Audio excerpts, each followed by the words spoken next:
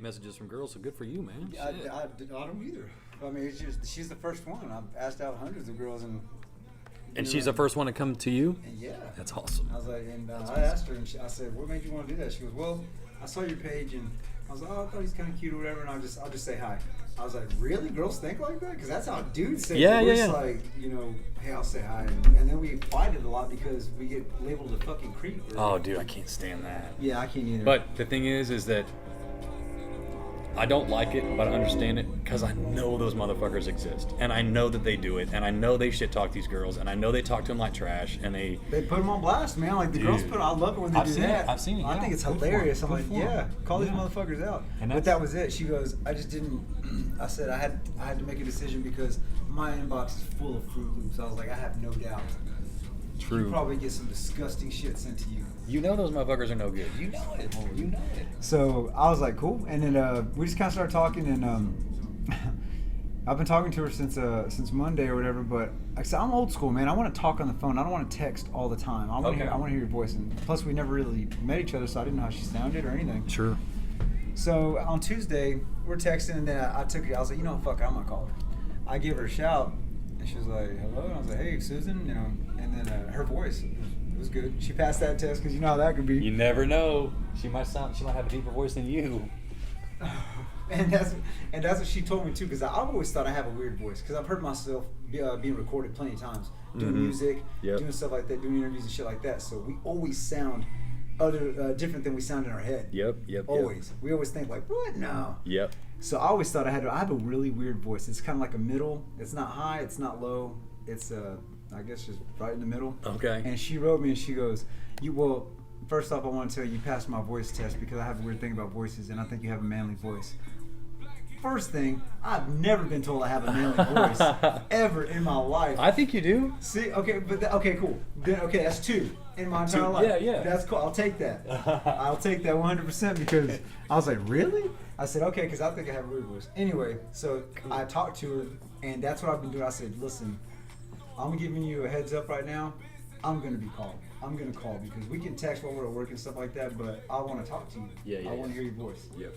It's just, That's just the way communication should be. And see, I'm worse than that. So I hate talking on the phone, and I will text, even though, I mean, I'm not a big fan of that either.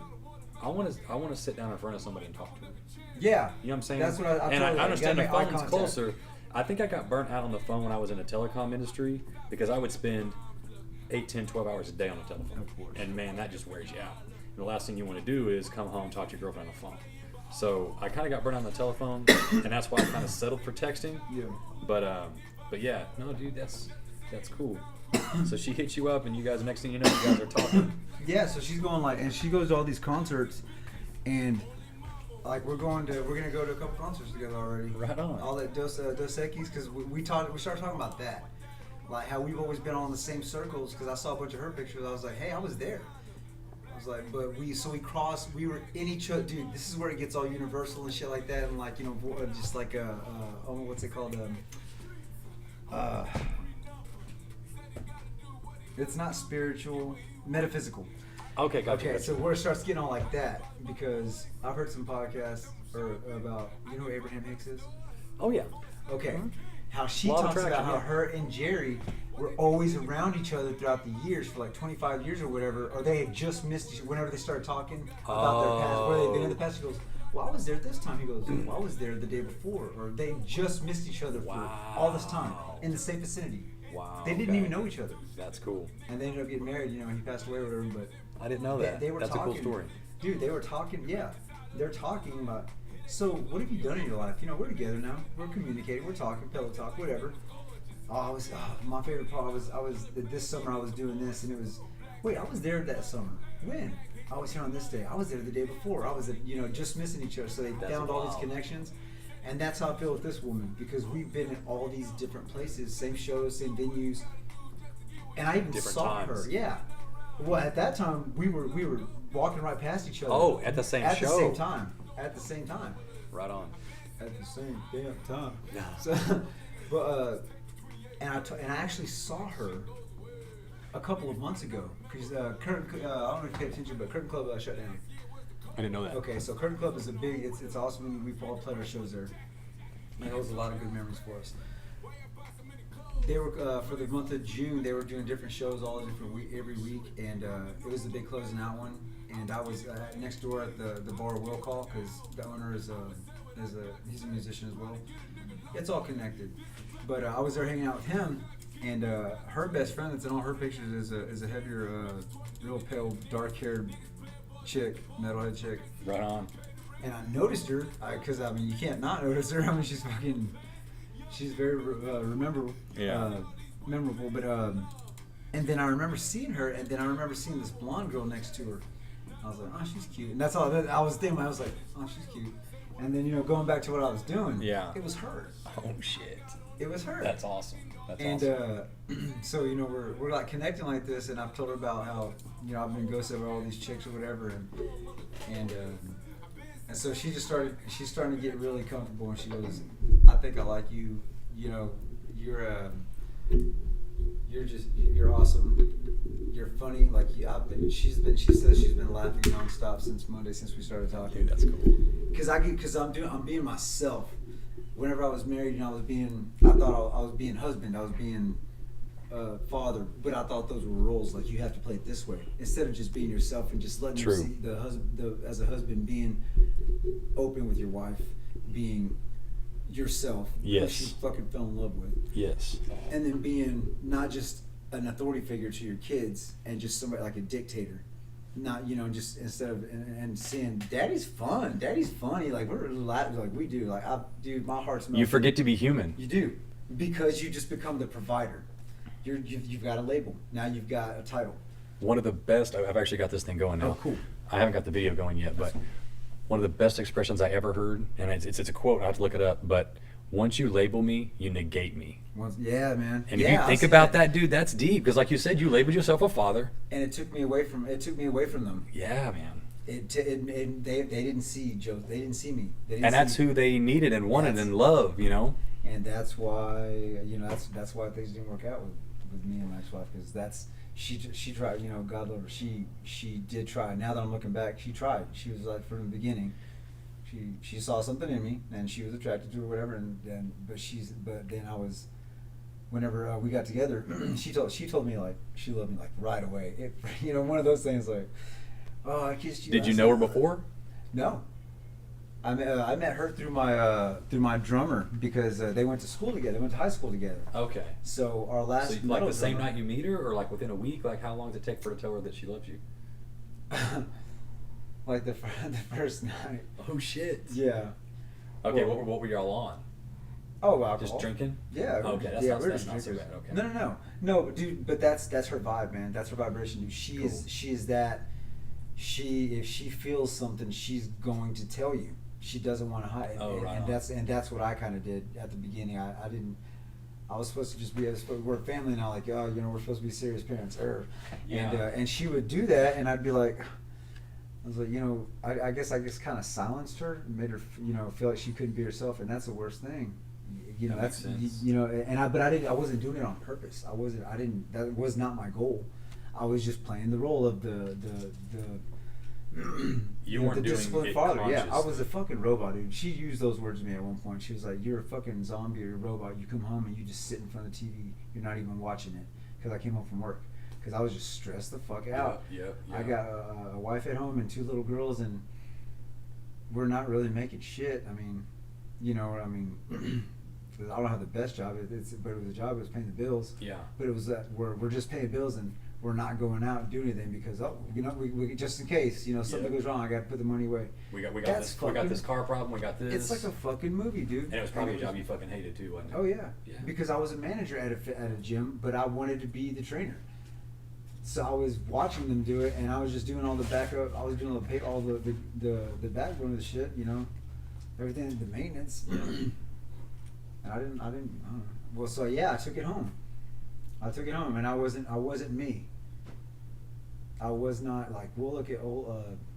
We've done that before, but together before. But then, like me, I've done it, you know, in the past couple of years. Looking back at the pictures when it was just us when we were dating.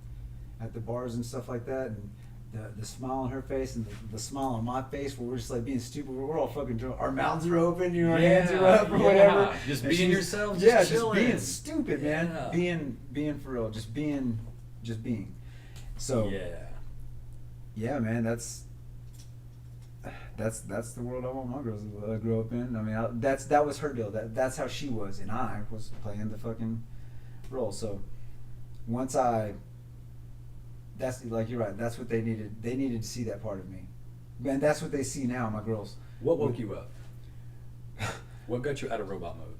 Dude, I'm glad you asked that fucking question because, and I've had people ask me this, and I'll tell you here in just a second. But there's 2 sayings like they're saying like you'll find out what kind of man you are or what you're made of. If you want to become a good man or something, like you go broke.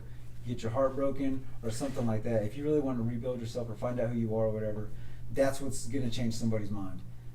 And it was that she fucking left me.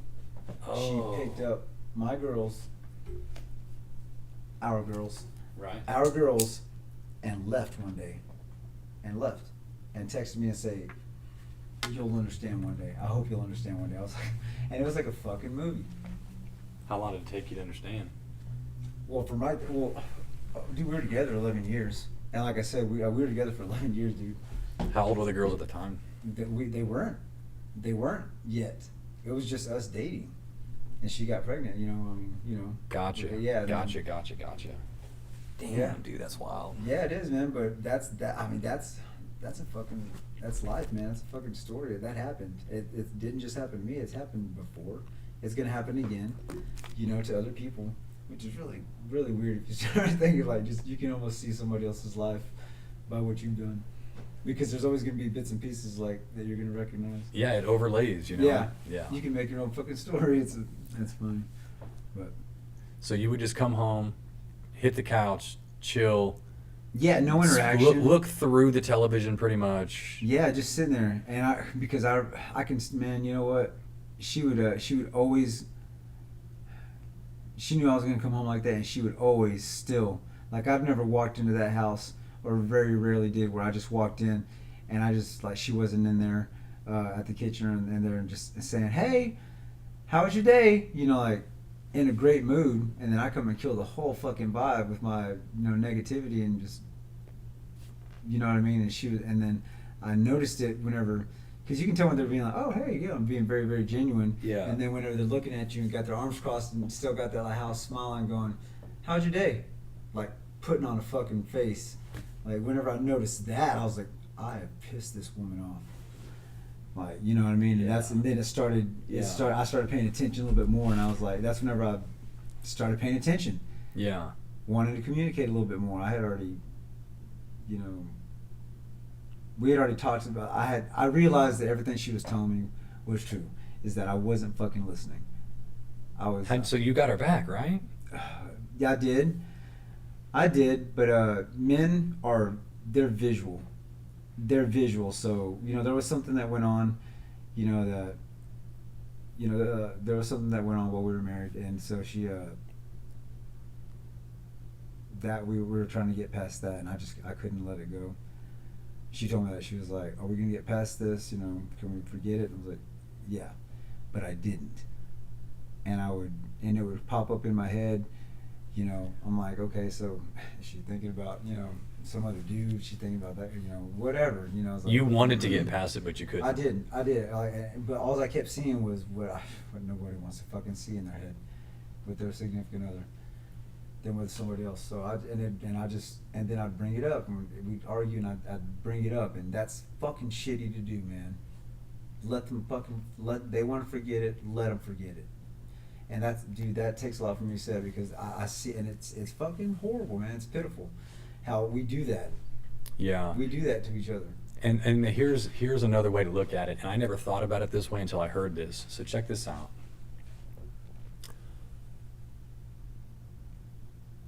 Wouldn't it have been healthier for her just to not tell you? Because before, it was her mistake that she had to live with. But now she's unloaded that guilt onto you, and now you have to live with it too.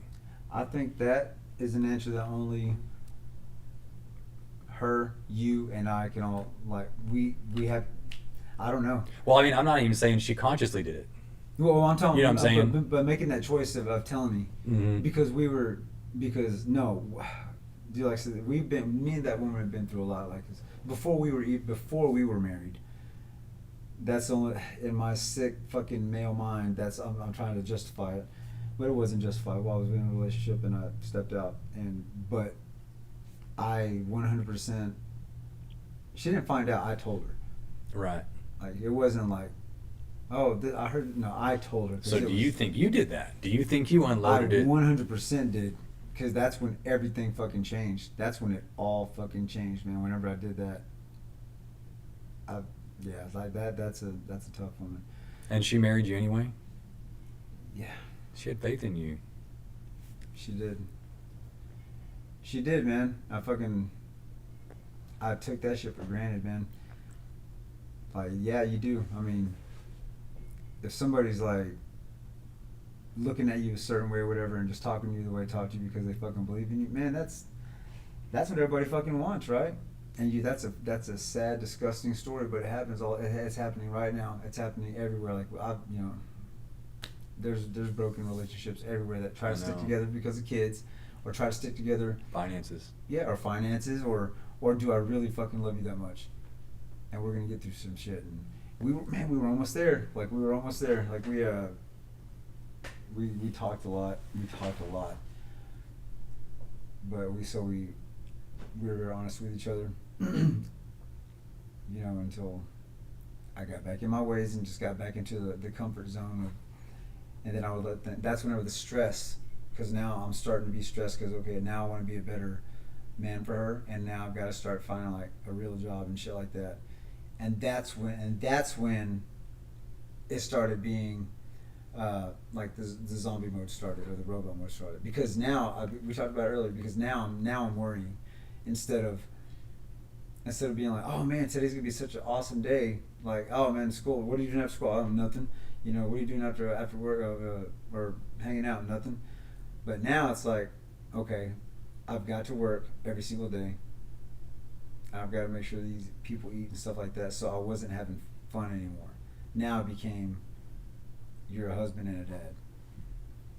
And it's so stupid because if I would have been relaxed, my mood probably would have been a fuck lot better. Yeah. And you know, and the smile that she would always have would still, you know, like, would always keep going instead of her putting on the face. And like I said, that's when I noticed it and I was like, shit. Okay, start doing something. So. Yeah. When did you guys finally call it quits? She well, it's actually been not that recently, not that recently. It's not that, it wasn't that long ago. Okay. It's very recent. Okay. So I was trying to say, dude, I love that woman. You know, she's the mother of my kids, Mm-hmm. and we tried. Like I said, we tried. We both tried. I tried. I was the only one trying for a while. That type of thing where, no, she did try, but it kept going back to where, it just kept going back to where, okay, I want you, but, okay, no, I don't. And that's, man, that's fucking hard for a guy. It really is. It's hard for a guy, man. Like, I mean, I've always put on this, I guess, she'd say, I always put on like a really, a tough front. But I'm a sensitive dude, man. I'm emotional. Like I've missed out on a lot of that, not having parents when we were younger, whatever. But yeah, she put up with a lot, man. And we just recently, like divorce papers and stuff like that. Like she should have divorced me. I think she should have. But I couldn't deal with it anymore. The going back and forth, and I just like, my heart hurts, my head hurts. I'll do it. You know. It was tough. She's like, yeah, you're right. I mean, or did she, like, was there any resistance, or she was yeah, like, that she came back after I said that. She came back another time. I was like, and it was just one of the few times, but it was just time to let it go. You know, I've said it to her. I was like, if I'm not the only choice, then I'm nobody's second choice. I don't deserve that. Yeah. But like I said, you know, it all rooted from somewhere, and it was a choice, and I just made the wrong one. But like I said, now everything's cool. Like she's happy. She looks happy. I'm getting there. Like I said, I just met. That's cool. Yeah, tell me me more about that deal. Dude, she's cool, man. I mean, I'm 39, man. I just turned 39, and I still, man, dude. I feel like I'm still pretty young, man. You know, I keep myself in good shape, but that's for the girls because I like wearing them out, dude. But I don't know, man. Oh shit! I just had a brain fart. We were talking about your new chick, dude. Oh, okay. Yeah. It's super brand new, so yeah. She seems really, really cool. So, but you're saying you're 39. You feel like you're in good shape. You're ready. Yeah. How old's this chick? I think she's like 6 years older than me. Okay, good for you. And that's the thing though, is that, you know, when we started texting and stuff like that, she goes, I knew. I mean, come on, dude. It's the age of where like you can go look at people's profiles like that. So I mean, whenever she started liking all my shit or whatever, I'm just like, you start paying attention. Yeah. If somebody likes you more than once, Yeah, whatever like that. But I just started.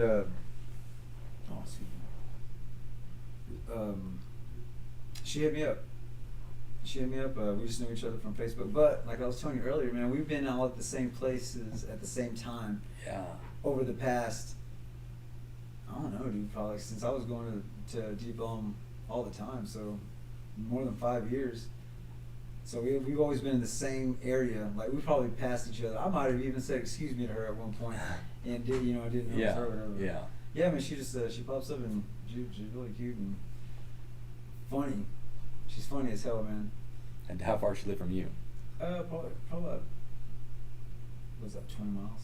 Okay. That's not bad. And y'all haven't met yet? No. Okay. Is it on the schedule yet, or? Yeah. Hopefully after I get back this weekend. Oh, cool. From Austin. Okay. Just to meet up, you know. I'm like. Yeah. So on the first meeting like that, you gotta go. I guess you gotta go somewhere, right? Because I'm like very old school. Because at one point I was like, you know, she's at home. I was like, oh, well, I'll just come over there. But that sounds these days that sounds fucking weird. Like, whoa. Yeah. Plus, that's a really weird first place to meet anyway. If Yeah. you always want to be out in public and see how they act in public and treat the waiters and shit. Right? Yeah. See how they park and shit. Yeah, dude, she's a Jeep girl.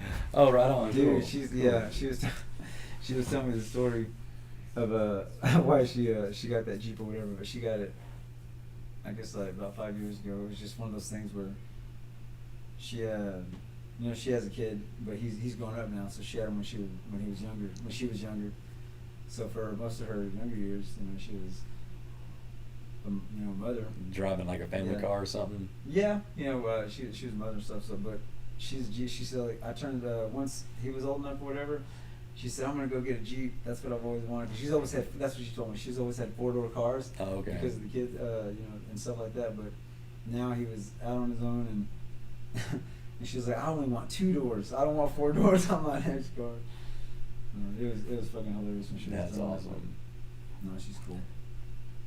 I told you she was getting me back into my original music, man. Oh 80s metal, 80s rock, Uh-huh. 80s hair bands and shit like that, dude. She's awesome, man. She goes to all these. She goes to a lot of concerts, which is cool because I used to go to a lot of concerts. So I'm looking forward to doing something like that. Yeah, that'd be cool. Too bad y'all didn't meet a few months ago because you guys are like missing all the summer concerts. No, man, there's still a ton going on. Yeah, it's just now August. We got. Yeah, actually, August is the touring month of the year. Oh, it's like, cool! Right on. There's a lot of shit going on. Right on. The Smashing Pumpkins are coming to town. Heart's coming to town. Breaking Benjamin, Chevelle, do they fucking rock? And 3 Days Grace are on that tour. Oh, cool. Yeah, so that's in September. At the end of this month, the 24th is Smashing Pumpkins and Noel Gallagher. What? Yeah, dude, it's gonna be awesome. You know who he is, right? From Yes. Oasis? Yeah. Yes. So, You want a water? yeah, please. Yeah, so she's going to that, and I might make an appearance with her at one of those or whatever. That's awesome. Dude, it's funny because she was telling me, and that's kind of how I kind of figured that she was digging me at least a little. Because she wrote me at one point. She goes, "If I think you're cool enough, maybe you can come sit by me at the concert." Oh shit. And that was basically me hearing her asking me out and saying, "Hey, come meet me here." Let's figure this out. Yeah.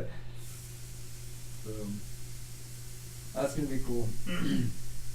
My old guitar player, Mike, he works for Breaking Benjamin right now, so he's on tour with them right now. What? My old guitar player from the band that we were in, he works for Breaking Benjamin right now. Oh, that's cool. Yeah, so he's on the road with them. He's a guitar tech. He's a damn good one too. That's cool. Yeah, man, that dude knows his shit. I always wanted a sweet job for a while like that, But I guess I worked at Hooters for like 5 years. Does that count? Hell yeah, it does. Because if they get hungry, they're gonna become talking to you. You a cook? Yeah. In the back, yeah. For like 4.5 years. Yeah. And can I get a little bit extra because it's my friend? Or can I get a little bit extra because I'm hungry? All that shit going on. Dude, I worked in wow. restaurants for 18 years, dude. Oh yeah? Hell yeah. Hell yeah. Service industry. Mm-hmm. That's why we're built the way we are right now. Mm-hmm. That's why we want to give. It's just natural, Man, I do not I barely like going out to eat Yeah. stuff anymore, man. Customer service these days sucks. It's horrible. It's I don't bad, like dealing with people, man. I know, man. It's fucking rude, man. But I'm just like, these kids that they look at you. Man, the first time I really experienced it, we were in Big Spring, Texas, because that's where my ex-wife is from, and we were out there visiting, whatever. And they had what is it called? It's not Taco Casa. It's another one of those chain restaurants, but it's only out there. And I remember walking in, and like I said, I'm old school, man. I talk to the customer, and go, yes sir, no sir. Or you bullshit a little bit, you feel comfortable, you can start talking regular with them. Yeah. Dude, I can't. You gotta earn that shit. And you're always, if you're a cashier, you say, you acknowledge that somebody just walked in. Hey, how's it going? Right. Something. Man, we walk in, and nobody's in line, so I'm like, okay, cool. So we walk up, and I'm looking at the kid, and he's looking right at me. Not even enthused, just looking at me. Not looking bored or anything, but just looking weird. Yeah. Straight. Just looking at me, and I'm like, hey, what's going on, man? He goes, what do you want? I was like, what? I was like, wow. I was like, like a robot. Yeah, it was just that's not how you talk to anybody. Yeah. And my wife, she looked at me and she goes, and she saw that she just saw that I was about to get really mad. Like, I was like, cause I do this, I guess I do this little fucking kind of grin thing before I'm like, okay. Yeah, like, before you straight, lose it, like, yeah. oh, here we go. Yeah. Bracing myself. But yeah, that was my first experience. Like, this kid was like 16. I was like, dude, you better fucking respect your that's not how you talk. And I found myself doing that a lot. I watch everybody, and they're rude as hell. Dude, it's rough. It's rough out there. They never worked at a Golden Corral, and it shows. Fuck yeah. That was one of my first waiting jobs, because you don't have to serve alcohol. Oh, okay. Okay. It's a fucking buffet. Like, dude, Jesus Christ, man. You gotta love people watching whenever you're a waiter and shit like that. When you're in the service industry, man, wow. Fucking see it all, dude. It was awesome, man. It was so cool. I just handed out plates and refilled drinks. No and shit. I was like, yep, they had. And if they were really cool, I'd go get the food for them. Really? I'd be like, I said, what do you want? You want some? I'll go get it for you. Yeah, I've been in the service industry forever, dude.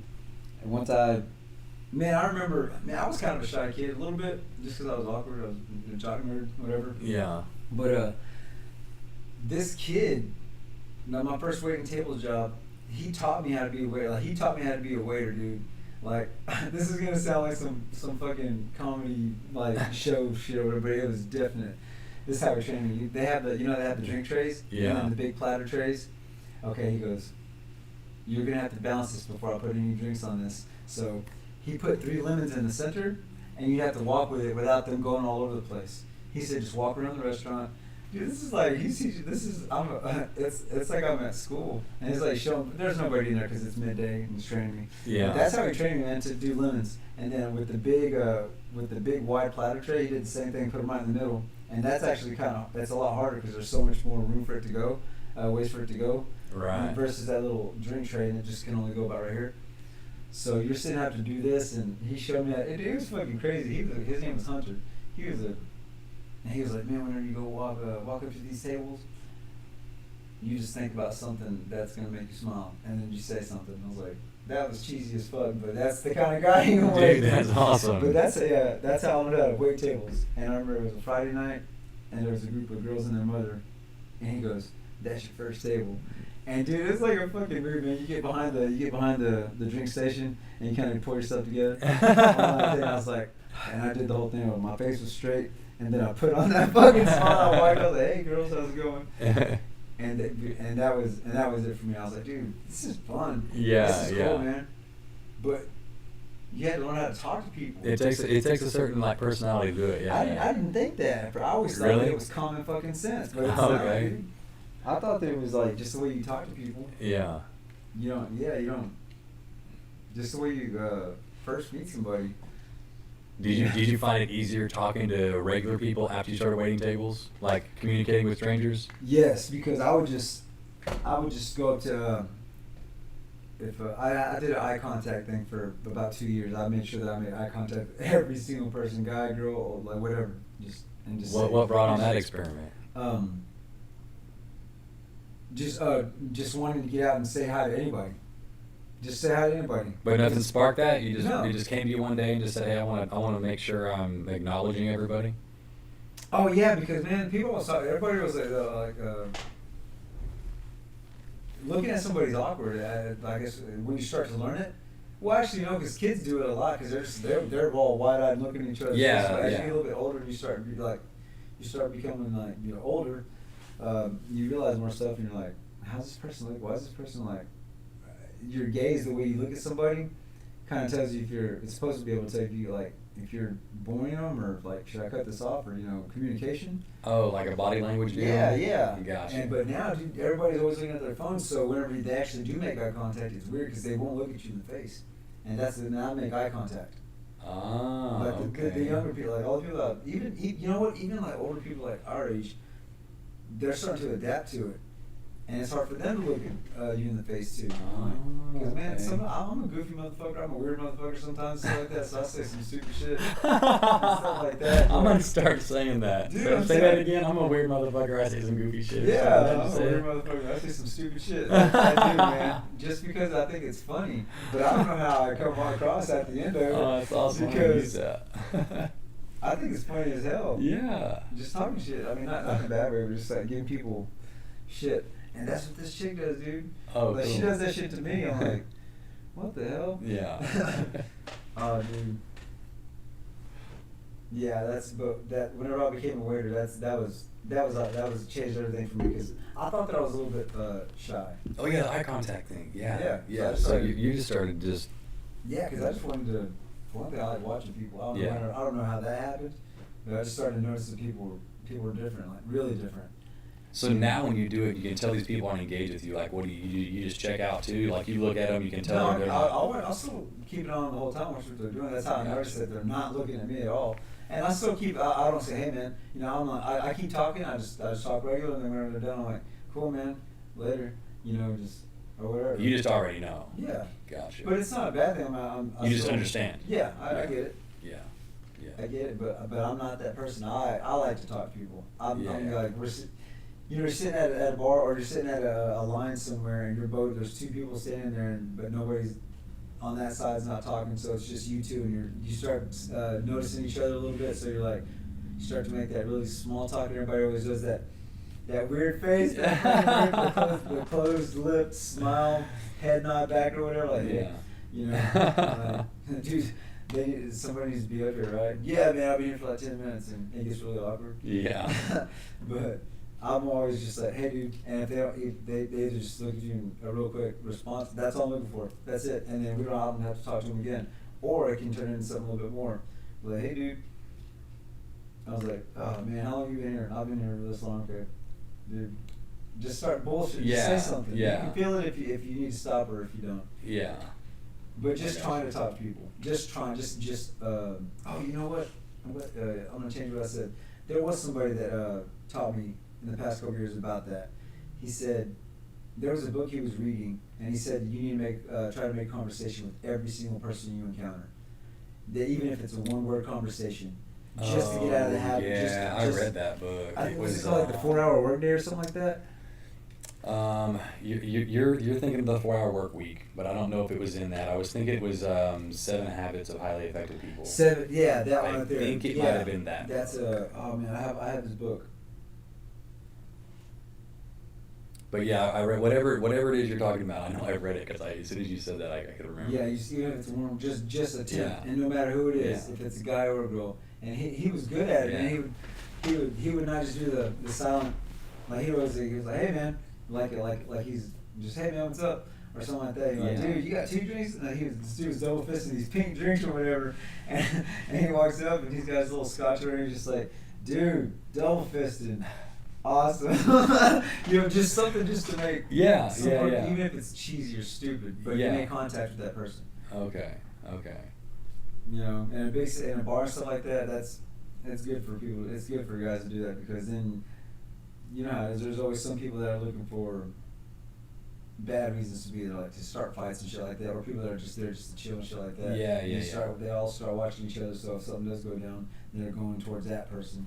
So, you know what I'm saying? I follow you. I think about like shit like that. Yeah, I got you. In the whole room. I got you. But and I do that too. I do it visually though. Like I check the temperature of the room like constantly. Like I use my peripheral vision, watch people's body language and stuff, and listen to their voices and try to not like listen to their conversation, but if you hear somebody raise their voice, you kind of turn that way, you know. Yeah. But yeah. Yeah, man. I just like interacting with people. Yeah, okay. But man, I don't even really drink that much anymore. I really don't, man. Like I cut back on that just for one thing, because I mean I keep myself in good shape, and so I don't need to be drinking all the time. It's a celebratory thing. Like I love tequila. I've got 4 or 5 different tequilas at my house right now. I'm in my apartment right now, and but dude, I started doing it like this because my cabinets are so small. I'm a single apartment, so the cabinets are not very big. So you know that not the full size ones, but not the really small ones. They have the middle ones, the middle liquor bottles. Yeah. So they're not 750, and they're not the little fifth or whatever. Well, they're the middle ones. So they're smaller bottles, so they fit in my cabinet. So I've got like this little mini tequila bar in my apartment. And sometimes, dude, I like drinking it just like that, warm, and I'll put it in a Scotch glass, and I'll just sip it. Really? Dude, I love tequila, man. And you know who got me on this shit? Stephanie, my baby sister. Because I always drank. Whenever I was younger and doing the band stuff, like we just wanted to get drunk, dude. So we would get oh crap, what were they? Oh, screwdrivers. But we did it with tequila. We did it with one, yeah. We did it with salsa. Man, y'all got balls. Dude, that's we were just pouring orange juice with fucking salsa blanca tequila. Juanitos, dude. That's what we drank for a while, and we drank ourselves like it didn't taste good anymore. So I didn't drink tequila for a long time after that. I never took tequila shots or anything. Yeah. And Stephanie and Ray were always like, dude, man, drink some fucking tequila. I was like, man, dude. And then Stephanie, she was like, look, do it like this. Chill it, get ice cold, and you won't even be able to taste it. And dude, that the first time that I drank tequila after all that time was with my baby sister and her husband, my brother-in-law. And dude, we drank a whole fucking bottle. Oh. And then I was just like, that's not that bad. That's not that bad. She was like, damn, Joseph, y'all drink a whole fucking bottle of tequila. You say you don't even drink tequila. So I started. That was my first experience with it, and I started paying attention. Like right now. Was it good tequila or cheap tequila? Or does it matter? No. The 70 of them, they always did good tequila. They always did good drinks. So it was, I can't remember what it was. But she introduced me like to Corral and all that stuff. Dude, that's my favorite. God, my baby sister got me on this shit. There's so many different kinds. Like I've got Herradura at the apartment right now. I've got Espelon. I've got Casa Noble. But I've got a barrel one that my buddy got for me for my birthday. So it's so good. And then I've got some Ajimalo. That's just a good one. That's just a good sipping one. Dude, that's every tequila I've never heard of. Are you serious? I've never heard any of those. What? I think I've heard of the Herradura. Yeah, I've heard of that. It's one with the horseshoe on it. Yeah, I think I've heard of that one. I've never seen that one, yeah. Oh, we were talking like, what? I'm not much of a tequila person. Oh, my man. God, dude. I drink vodka. Vodka, and I did beer. whiskey and vodka. Yeah. I did whiskey, and then after I got done drinking all the thousands of handles of Seagram 7, Jesus Christ. Then I'd go to vodka again. I was drinking Absolute for a long time. Okay. Do you know what Yeah. Polar is? Huh. It is like in a plastic bottle. Oh my God. I've had a lot of plastic bottles. Skull. They had one called Skull. SKOL. Yeah. Dude, I used to tear that shit. Dude. And always go to all these concerts. So, Yeah, dude. I mean, that it stuff was was so like shitty, dude. that shit was like drinking toilet water. Oh man, one of the best vodkas I ever had. It was a Russian vodka. I can't remember the name of it, man. Dude, it was habanero vodka. It had habanero pepper in it. Dude, that's wild. It was fucking hot. It That's was wild. delicious, dude. I had one shot of that. Stephanie got me onto Stoli's, whatever. That's good, man. You could drink that just by itself. Really? I like it. I ended up drinking. What's the one that comes out of Austin now? Oh, Tito's? Yeah, I ended up drinking that for a long time.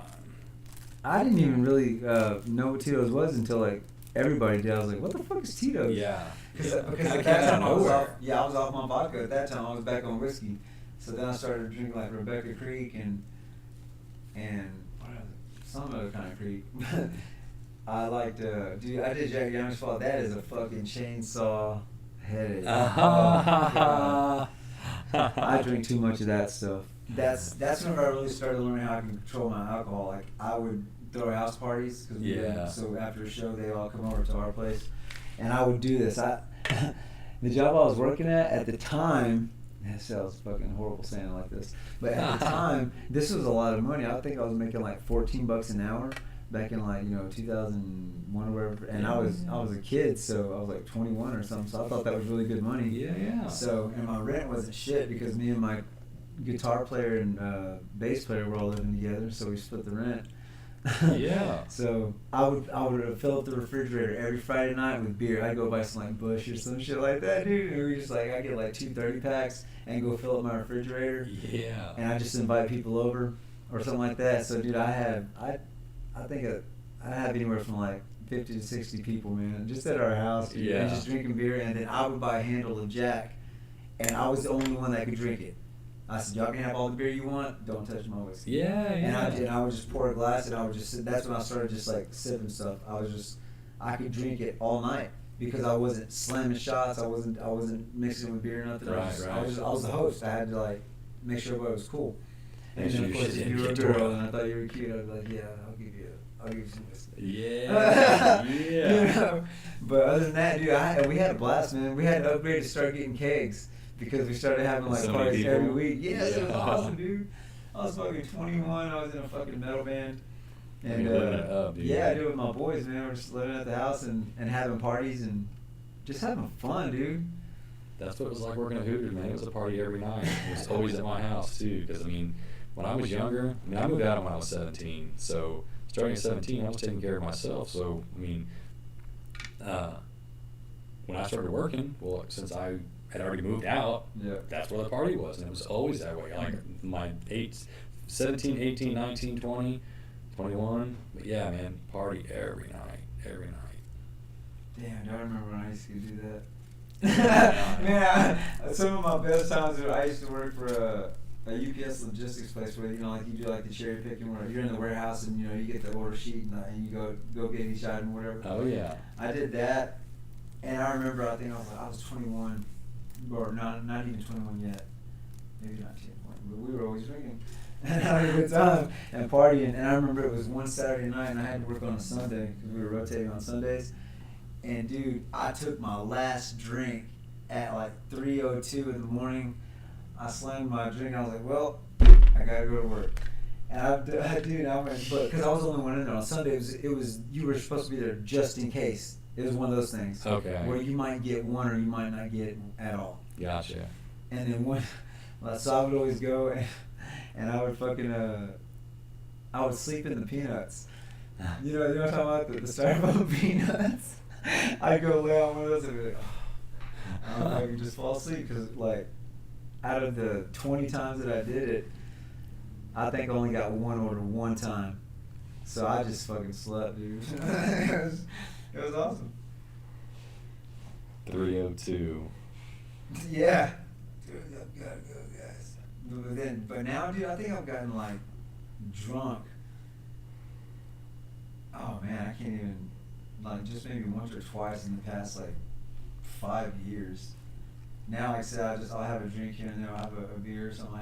Like I said, I'll have. Oh, so whenever you go out with like Stephanie and Ray, you guys don't get hammered or what? No, dude. I'll have some drinks, but I don't. I mean, I'm not. No, I don't get not like that. Not anymore. Good for you. Yeah, man. I've just like I said, I've learned that I like it. It's just something that I like to do. I don't want to get drunk. I don't want to hammer shots anymore. Yeah.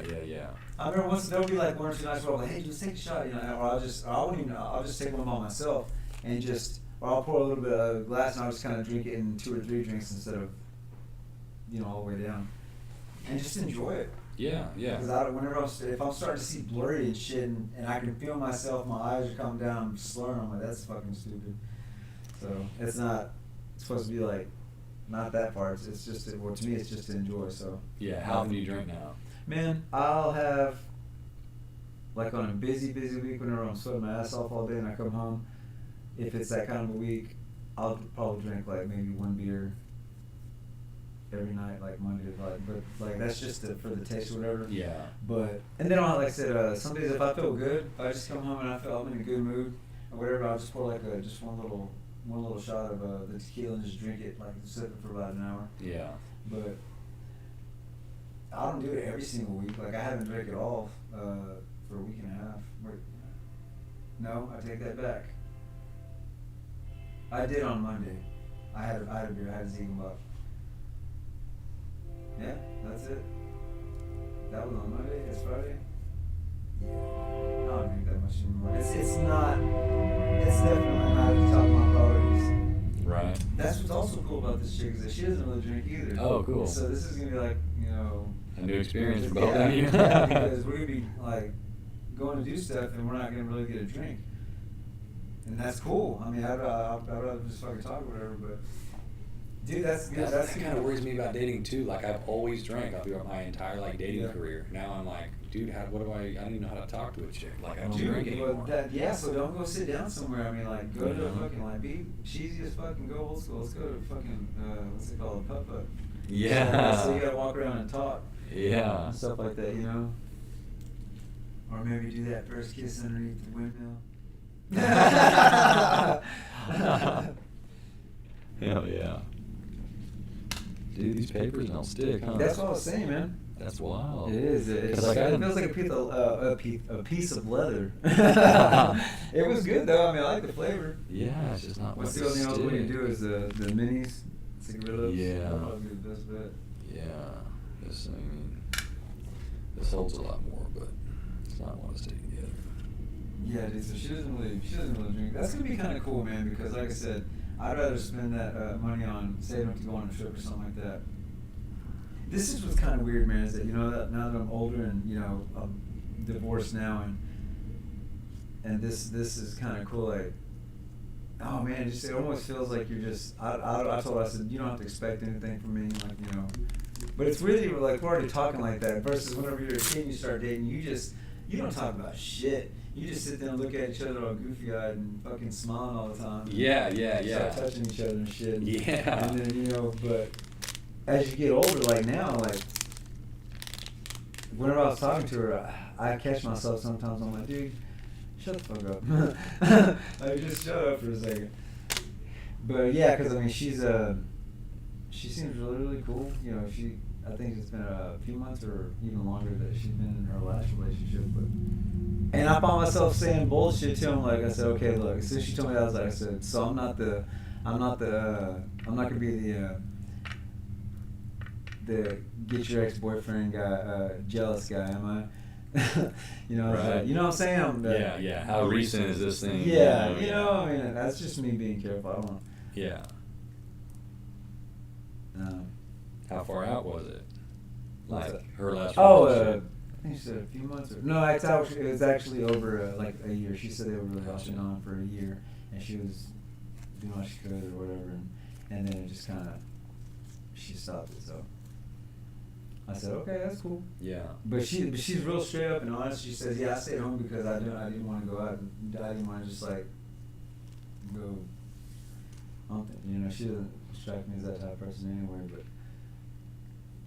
she just wasn't interested. And that's what I'm saying. It was funny because if I would have said something to her whenever I told her I saw her in the other patio, it'd be a totally different person at that time. Oh yeah. Yeah. So Absolutely, I agree with that. So I mean, it probably wouldn't be like this. Yeah.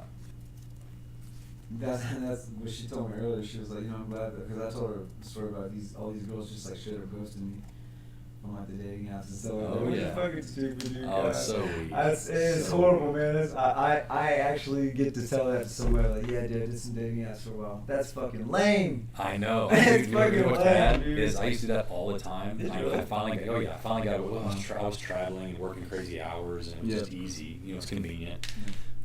Ended up being mostly bad, but anyway, I had some good experiences though too. It's not all bad. No, man. Yeah, dude, I just got back on that stuff. Did you? Just did, like 2 days ago. I deleted all of it. I was like, fuck you all. I know. Man, You know what's funny bad. about this is that girls are just as bad as they talk shit about dudes. Oh, dude, yeah. Oh, yeah. I was like, dude. You can't convince them, but it's true. Oh yeah, I think so. Yeah. And that's all right. I just I'm like, man, I know what you feel. I know how you feel. I know. I tell this to one of my best buddies, Jacob. I tell him all the time, like, dude, it's our fucking fault, dude. Like, the guys are just such fucking assholes, dude. Like because I don't know if it's just because I'm getting older, but it seems like there are so many beautiful. I'm talking about physically beautiful and like just spiritually beautiful, like just beautiful women, good women that are out there. And they are fucked up because of some dude that was just being a piece of shit and like just wanting to, or just like treating her like shit. Yeah. Not taking her, or taking her for granted, Yeah. Not being in the moment, just like, talking to her like a fucking idiot. You know what I mean? Instead of being caring and affectionate and all that shit. Yeah. Dude, guys are fucking bad, man. Oh, dude, I know. I'm not saying I fuck people up. I know I fuck people up. And it's stupid, man. Like and that's why I do everything that I can now to be the best father I can to my girls, because I'm setting the tone for who they're gonna be looking for. Absolutely. And I'll tell you this right now, the girls aren't gonna have any daddy issues. Like I'm a good father. Good. Christina Good for you. thinks I'm a good father. She's a great mother. Good for y'all. But these girls, they don't have that issue. they have no lack of love or attention from either one of us, even That's though we're awesome. not together. That's awesome. Yeah. Because they're girls, man. I said, look, I'm not going to be here all the time. I'm not always going to be here. Mom's not always going to be here. Yeah. You got to learn how to take care of yourself. Yeah. And they're beautiful girls, and they're smart, and they're funny. That's and awesome. you know, but I told them, I said, you need to always trust your gut, not your heart, not your head. I'm sorry, you need to trust your gut. Intuition. Intuition. And if you ever feel like you don't want to do something, then you don't have to do it. That's anywhere. So that's always gonna be your choice. Mm-hmm. And I get, man, I mean, they're girls, man. I try to give them the best kind of advice that a dad could give them. But I tell them a lot. I say, not everybody that smiles is nice. I said, always trust your gut. You know, don't listen to your head or your heart too much. I mean, yeah, think with them, but you need to listen to your gut. And if anybody, a friend, hell, anybody, I tell them straight up. I said, anybody, if it's a family member or not, if anybody, a kid, a teacher, anybody ever tells you not to tell your parents, you fucking tell your parents. You know what I'm saying? Yeah. There's something wrong with somebody that says that. Yeah, because so you don't do that. But no, they're good girls, man. They know what to do. They're tough. You're tough. I do my best. I work out with them and stuff like that. And I tell them stuff like that. Shit that you fucking learn. Not always in the best way. Yeah. Not everybody you meet's gonna try to be your friend, man. Hell no. Or they are gonna be your friend, but for the wrong fucking reason. Yeah. Yeah.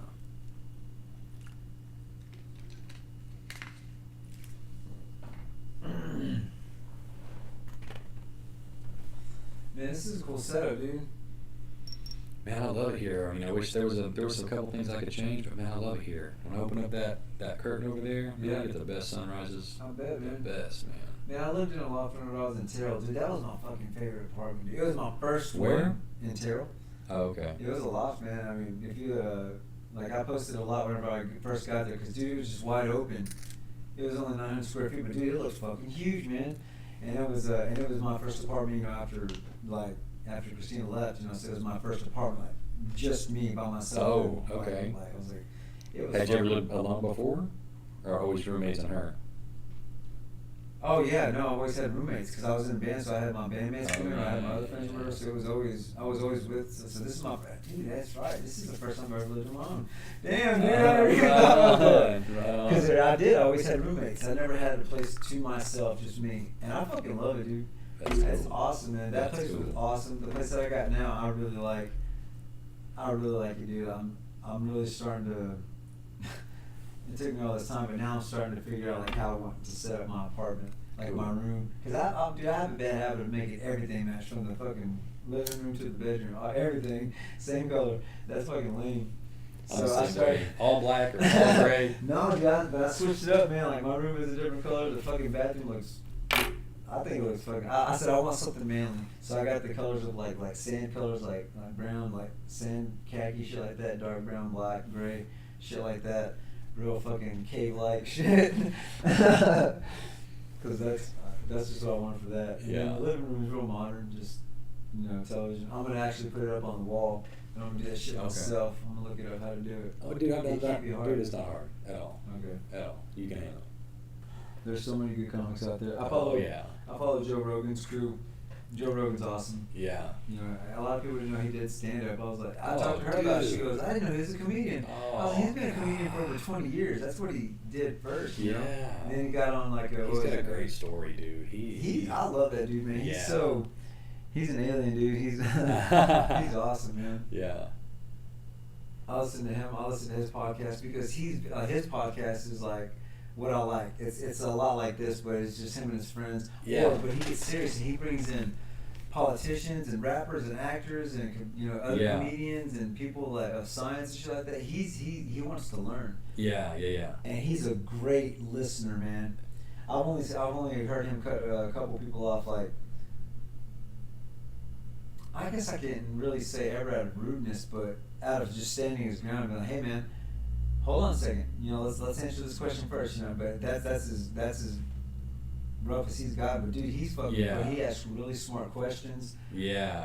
And whenever you can tell whenever he's there to learn how he. If you watch his YouTube, it's the same. You can see the way he actually is when he's listening to what they're actually saying, wanting to learn, and he has his friends where he's just sitting there laid back and just like, you know, bullshitting and laughing.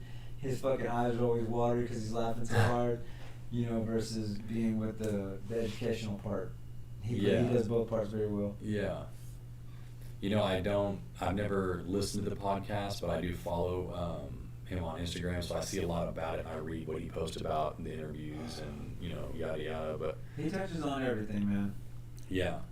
You should give it a listen, man. It's actually... Andrew listens to it. He tells me a lot about it. He's been listening to a lot of stuff. You gotta listen to the way he does. You gotta listen to the way his deliveries, because I mean, I'm not sure like how this stuff sounds or whatever, but he always does that. He makes sure that his guests, it's really up close like this, and he'll say, hey man, you know, just make sure you're like putting that a little bit closer because we want to hear everything you're saying. Gotcha. Yeah. Because he records it. You know, he's got the audio and he's got the YouTube channel, or streaming on YouTube. But man, yeah, he's a really good podcaster, man, and that's actually. He loves stand-up comedy, but the podcast is what has allowed him, because of all the sponsors and shit like that he makes all, so it's allowed him to do it more. Oh, right on. And he's a hunter and all that shit too, man. Like he does bow and arrow. I saw a bow post he did like 2 or 3 weeks ago. He's nuts, man. Yeah. He does so much. And, yeah. And he's got a family. Yeah. Man, how the fuck do you do all this, man? I mean, dude, that's the thing is that like I don't want to be wealthy. Like I don't want a big house. I don't want 12 cars. No, I want enough money for my freedom, and that's what he has. He has enough money to do whatever the fuck he wants, you know? And good for him for working hard enough to be famous for it. You know what I'm saying? Yeah. I mean, he's been famous for like fucking 10 things. I mean, people don't realize that, but he's famous in UFC multiple. commentator, he's an actor. Dude, he's a fighter. He's a fighter, yeah. Yeah. He's got the best kick, dude. Everybody wants him to teach him. Wants him to teach them how to kick. That fucking roundhouse kick. Dude, that he it looks does. like he's got tree trunks for legs, man. Man, he's a thick guy, man. He's a little fucking. But yeah, dude, he's not a new kid on the block at all in any means. No. But now, like I said, he gets paid to do whatever the fuck he wants. You know, that's the dream life. You know. His stand-up is really good, man. It's very witty. Yeah. I like it, man. I like that guy. Him and oh shit, what's that cat's name? I follow his Instagram. Tom Segura? No, his Artie? buddy that has 10th Planet. Oh, David Bravo, Joe Bravo. No, Eddie Bravo. There we go. Yeah. You brought it in. You brought it in the room, dude. Yeah, you got it close enough. We got it. But I follow him too, and him and he's a conspiracy theorist, dude. That's what I was going to say. Him and Joe fight over the moon. Yes, okay, so we have seen those, dude. There's been that's one of the times where I heard him get kind of rude because he was like, no, dude, this is crazy. You know, yes. Listen to yourself. You're a smart guy. Yes. You know what I mean? And they'll say, and I've heard them argue like once, like, dude, why are you getting so upset? Why are you getting so upset? We just need to, dude, why are you getting so upset? Yes. No, you're like, it's like, I was and like, he's like, dude, what's the problem? Yeah. Like I said, they interact well, man. Yeah. But that's friends, man. I mean, you got to be able to do that and be like, dude, it's cool, man, but you're a fucking idiot. If your friends aren't going to tell you, who will? Right. You know? Yeah, exactly, man. That's another thing, too, man. I've been doing, like, a lot of... And, you know, it's going to fucking sound weird saying. I should have not even prefaced it or anything. I do a lot of male bonding with my boys and my friends, dude, that, like, some of my best friends that have taught me. My buddy Randy, you know, he treats my family like he treats his own. Like, he was there whenever I found out that Christina was pregnant. Like, I called him first. I was like, dude, I'm at work because I'm a manager of a restaurant, and he's my manager, and he's the general, I'm the assistant. Okay, so and then Christina calls me and she's all doing the crying. I'm pregnant. I was like, oh my god, what are we gonna do? I was like, okay. I said, okay, we'll get this figured out. I hung up. I just fucking sat in the room, in the office, and I started crying. I was like, what the fuck am I gonna do? I can't take care of no kid. I can't take care of myself. And then I called Randy, and dude, I'm over freaking out. He goes, man, Joe, dude, this is good, man. This is good, dude. You're gonna have to be able to look after, man. You gotta make some decisions, dude. Dude, that's awesome. Yeah, that's he's awesome. He's a great guy, and he treats my family my girls like theirs on, and we go, we go to the lake a lot. Dude, that's badass. He was on this fucking acreage, but I think 8 or 10 acres. That says that dude, it's fucking fun over there. We walk around with no shoes on out there and just have our feet all muddy and take rides on the boat or his 4-wheelers and shit like that. Dude, he's a family guy. He's like a family dad, man. Dude, that's awesome. It's good to have people like that in your life. Yeah. You learn from everybody, you know. So whenever you get positive people like that, you learn a lot of good stuff. Yeah, man. He's definitely. I'm glad I met that dude. My buddy Jacob as well, man. I've known him for a very long time. He used to be in a band too when we met. We've been through some shit together, man. Some like brother shit. Like we didn't talk, but we had a falling out for a little while, and that just. But we got now, dude. I love that guy. He loves my girls, man. I'm glad he's in my life. How'd you guys reconnect? Just saying, like, dude. Fuck it, man. You fucked up, I fucked up. Let's just fucking let it go, man. You want a shot? Yeah. And from then, just kind of rebuilding back up to it, man. Hanging out a little bit more now. Like, dude, we meet every week now. Like, yeah, we meet every week. Just, dude, he's got me riding bikes now, dude, because he has real bad plantar fasciitis, so he can't really run. He likes to run, so do I. But, so he started riding a bike. And, dude, I've never really, I rode a bike because my car broke down when I was younger. And I fucking had to ride that bike everywhere, so I don't want to ride a bike again. I was like, but he was doing it for like trails and shit like that.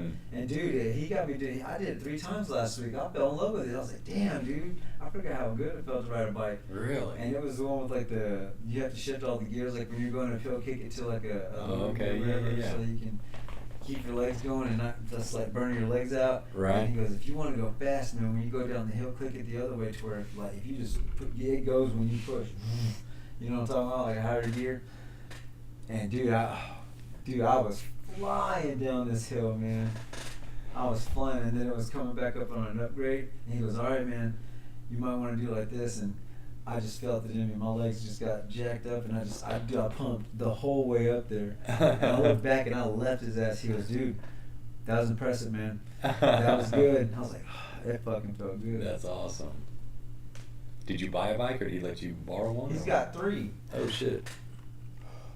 Yeah, so he lets me use the one of his, and he knows the areas. Dude, I've ridden that bike all over Dallas already. We started by where I live, and we went up by White Rock Lake, and dude, I think we rode like 18 or 20 miles that day. Damn. Dude, Through the city? Yeah. Didn't you have to stop a whole bunch? No, well, yeah, you have to follow the traffic laws and shit, like the light laws and shit like that. So Yeah. we're at a stoplight, we can't go. Yeah. You know, so we did that, but there's also trails that just go through parks and through apartments and shit like that, just through Dallas. Okay. That was awesome, man. That was fun. I used to make fun of people for riding bikes. Dude, so did I. But I was like, man, that shit is fucking fun, dude. Man, my chest was all sore just because, you're leaning over or whatever, and my legs obviously burning. Oh, you know? yeah. It was so much fun. Damn. Yeah, I had done it a long time. I was like, man, I'm surprised, man. I really liked it because I have mild plantar fasciitis, so I've been nursing through that, so I can't really run. So I've been doing all low impact stuff. What's that feel like? What's a symptom of that? Plantar fasciitis? Yeah. Whenever it's basically like a cramp in your foot, where it feels like you're like in the palm of your foot. Yeah. Or whatever. Like if you start waking up and your foot, you can't walk for like the first couple of minutes you wake up and stuff like that. You probably got plantar fasciitis. It's like you basically that tendon, that fascia. Okay. That band that connects from the bottom of your heel all the way up around over your head. That's all that tendons and shit that we were talking about earlier. The fascia. It's like the thing that holds up the stuff that you can't bend back. Right. And it starts to get really tight because you got to stretch it out. Now you can't overstretch fascia. You can't or tendon stuff, because if you do, then they're going to be hyperflaccid. You're not going to be able to. They're not going to have that spring anymore, and you need that. So it just means that it's just getting too tight, and you haven't done enough to keep it stretched out. and it does not feel good, man. So how do you correct it? Or Okay, is it so what I've been correctable? doing, you get like a lacrosse ball, because it's like a band. Like you can feel right here in the palm of your hand. If you went like that, you can feel like that tendon right there in dead center. That's the same thing that's on your foot down here, and that'll get like whenever you get that cramp and you feel that little like Yeah. that, like oh crap, that's happening right here down at on the bottom of your foot. Okay. It's like crawling up, so you gotta stretch it out.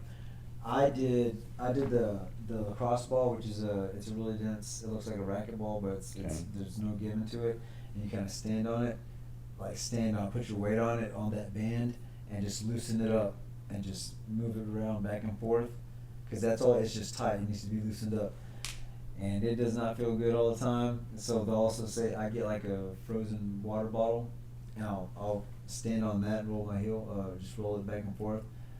You know, you do a lot of calf stretches and stuff like that, but I haven't flexed my foot in a while, like for power, like sprinting or stuff like that. So, because it feels good, because plantar fasciitis, if you get it, you can really be hurt for a long time. Mm. But if you catch it before and you're not fucking stubborn, this is a big discipline thing for me, because I've been working out since I was 13, just like some sort of exercise all the time, and I haven't been able to do what I like to do. Find different ways to work out or whatever, but yeah, so I mean I'll do just regular shit, but I want to run, I want to sprint.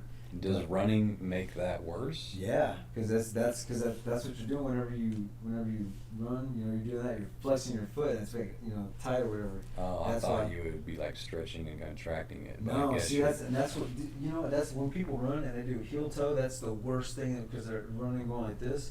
That's the worst thing to do, because think about what you're doing. That's an ankle. That's a knee. That's a hip. You're jamming that in there without you right from the heel. So you're jamming all that back into your lower back right there, and that's why people get tight. But if you're on the balls of your foot when you're running, it's a spring.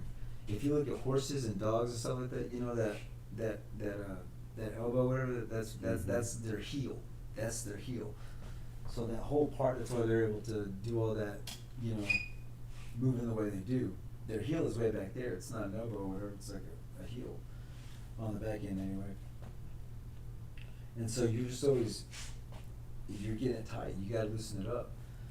And it is a little bit painful, but if you catch it, like I said, this is a big discipline thing for me, because I want to do something so bad, and I haven't done it in about 2 months now, and it feels good.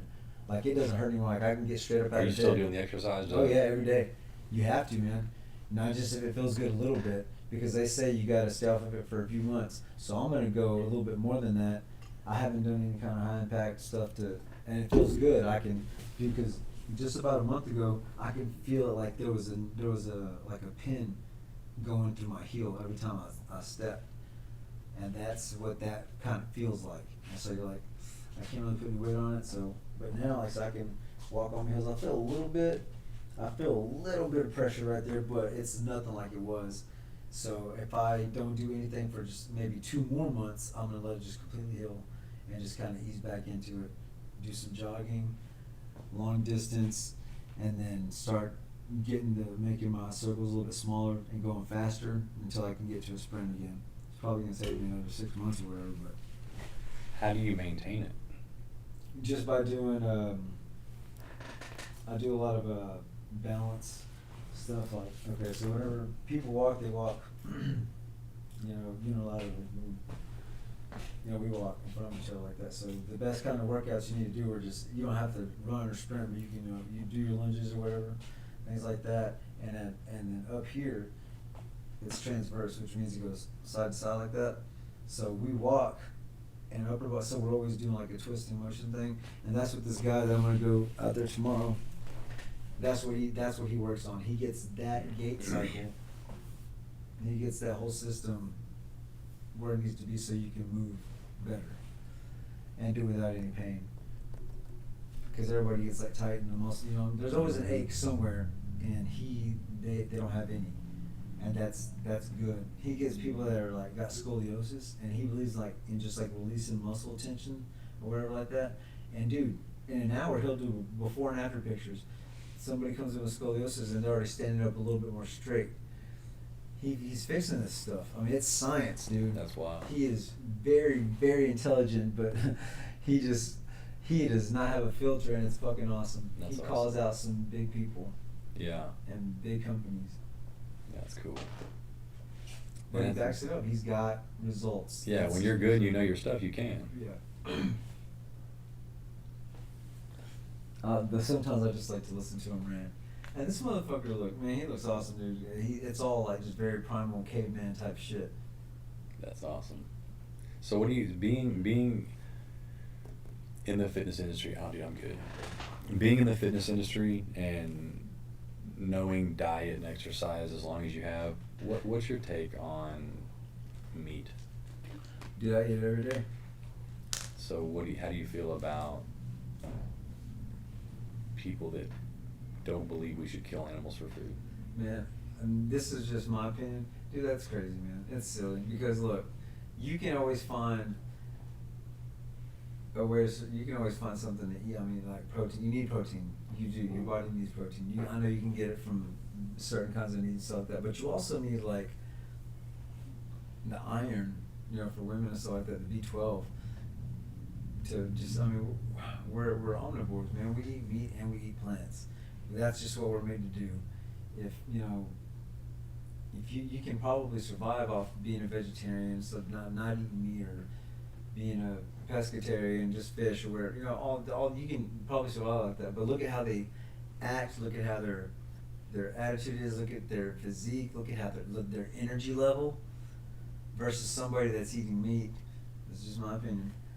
That it just gives you a little bit more like it's what we need. Yeah. I mean, it builds strength. It keeps you healthy. There's nothing wrong with it. Dude, that's why I follow that page, Nature is Metal, because it just shows a bunch of nature happening. Birds eating other birds, crocodiles fighting jaguars, it's like stuff like that.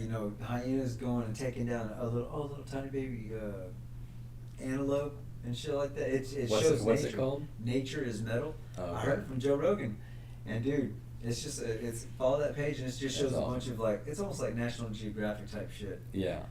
Sometimes it has humans but it's just in the it. good part. Oh yeah, yeah. It's kind of like the National Geographic thing where but dude, it's just a lot of them are still shots, and then some of them are some videos, but the still shots, dude, like carnage. Yes, it's crazy. They'll show like a lion and you'll see some hanging out of its mouth, and it's a monkey's head. What? Dude, it's awesome. Man. It's crazy. It's for it shows nature. Nature is Metal, and it also does some of the like natural like weather. Oh, okay. Like how like nature, like just a big old lightning bolt just setting this village on fire. Right on, yeah. And shit like that, or a big flood, or a big tornado and shit like yeah. Nature is Metal, dude. Everything just happening in that nature. out. It's awesome, man. Check it out. It is so cool. And I love that my girls like that page because they get it. I told her, I told this to my daughter. This was my take. I said, look, that's just the way nature is. Like, they need to eat so they can survive. They need to feed their families. And bottom line is, if you learn how to hunt your own food, then you know what it is. And I explained to her, stores and stuff like that. They inject their meat with things that's not good for your body, mm-hmm. and we don't know what they did to it, so it's better for us to just try to get it on our own so we can see where it comes from and just get the best vitamins out of it. And you get that with meat, you get that with everything, you get that with nuts, you get seeds, and I eat all that stuff, but I eat meat. I love steak. I eat steak a couple times a week. I eat eggs all the time because they're just good. It's a good fat protein ratio. Your body needs cholesterol. That's how your fucking thoughts are formed. It goes off the fat. But yeah, you need cholesterol to make decisions. Yeah, it helps with the brain function. Oh, okay. Yeah, so that's why.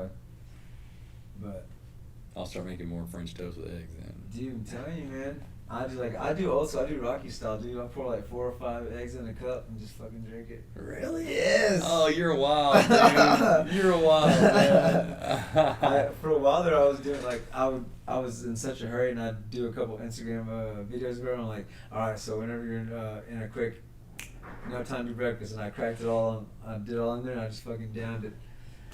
I got a lot of people saying like, "What the fuck are you doing?" Dude. So, dude, that's Rocky style, son. And dude, I'm never that hungry. It doesn't. Well, sometimes it's not even just about it. Just your body needs to be fed, dude, that was just raw fat and protein. Yeah. And cholesterol and protein. Yeah. It doesn't have a taste. Yeah. You know what the best ones are? The fresh, yes, because my buddy Randy I was telling you about, they've got chickens, and his wife will usually send me home with eggs. Oh, hell now, yeah. whenever they come straight out of their butt like that or whatever, when they get taken out, whatever, you clean them or whatever, but then you don't have to put them in the refrigerator. They can stay on your counter at room temperature for a certain amount of time. Yeah. Those are the best ones when you hit those up, raw, because they're just warm. I know that sounds weird, but dude.